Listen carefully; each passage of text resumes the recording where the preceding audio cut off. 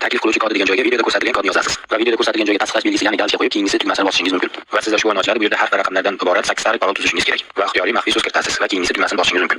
Va keyingi o'yinchilar bu yerda nomeringizni ism orqali yana bir bor tasdiqlaysiz va parol kiriting degan joyga bo'yab o'ylab topgan 8 sariq parolingizni kiritasiz va kirish tugmasini bosasiz. Va ilovaga har safar kirishda so'raydigan 4 tarif o'ylab topasiz va kiritasiz. Barcha bank ilovalarida bo'lgan kabi ilovadan to'liq foydalanish uchun videoda ko'rsatilgan joydagi tasdiqlash galchani bosamiz va identifikatsiyadan o'tish tugmasi orqali identifikatsiyadan o'tishimiz kerak bo'ladi. Bu yerda hozir men identifikatsiyadan o'tish omiliga kiraman. Mana bu yerga pasport seriya va raqami kiritiladi. Mana bu yerga esa tug'ilgan sanangiz yoziladi va davom etishni bosishingiz kerak bo'ladi. Yozib bo'lganingizdan so'ng hamma narsani keyin bu pasport egasini rasmga olishni so'raydi. Davom etishni bosganingizda rasmga tushirish bo'ladi. Barchasini bajarib bo'lganingizdan so'ng mana shunga o'yin ochiladi va mana bu yerda taklif uchun bonuslar degan joyni bosasiz va bu yerda sizning promokodingiz chiqadi. Mana shu promokod orqali do'stlaringizni taklif qilib, har bitta taklif qilgan do'stingiz uchun pullarni ishlab olishingiz mumkin bo'ladi.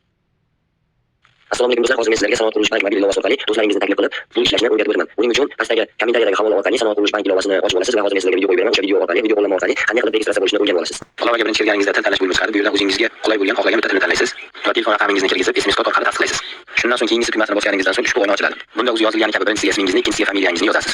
E'tiborli bo'ling, aksiyada qatnashishni boshlash uchun taklif qiluvchi kod degan joyga videoda ko'rsatilgan kodni yozasiz va videoda ko'rsatilgan joyga tasdiqlash belgisi ya'ni galcha qo'yib keyingisi tugmasini bosishingiz mumkin. Va sizda ushbu o'yin ochiladi. Bu yerda harf va raqamlardan iborat 8 sariq parol tuzishingiz kerak va ixtiyoriy maxfiy so'z kiritasiz va keyingisi tugmasini bosishingiz mumkin. Va keyingi o'yin ochiladi. Bu yerda nomeringizni ism orqali yana bir bor tasdiqlaysiz va parol kiriting degan joyga bo'yab o'ylab topgan 8 sariq parolingizni kiritasiz va kirish tugmasini bosasiz. Va ilovaga har safar kirishda so'raydigan 4 tarif o'ylab topasiz va kiritasiz. Barcha bank ilovalarida bo'lgan kabi ilovadan to'liq foydalanish uchun videoda ko'rsatilgan joydagi tasdiqlash galchani bosamiz va identifikatsiyadan o'tish tugmasi orqali identifikatsiyadan o'tishimiz kerak bo'ladi. Bu yerda hozir men identifikatsiyadan o'tish omiliga kiraman. Mana bu yerga pasport seriya va raqami kiritiladi. Mana bu yerga esa tug'ilgan sanangiz yoziladi va davom etishni bosishingiz kerak bo'ladi. Yozib bo'lganingizdan so'ng hamma narsani keyin bu pasport egasini rasmga olishni so'raydi. Davom etishni bosganingizda rasmga tushirish bo'ladi. Barchasini bajarib bo'lganingizdan so'ng mana shunga o'yin ochiladi va mana bu yerda taklif uchun bonuslar degan joyni bosasiz va bu yerda sizning promokodingiz chiqadi. Mana shu promokod orqali do'stlaringizni taklif qilib, har bitta taklif qilgan do'stingiz uchun pullarni ishlab olishingiz mumkin bo'ladi.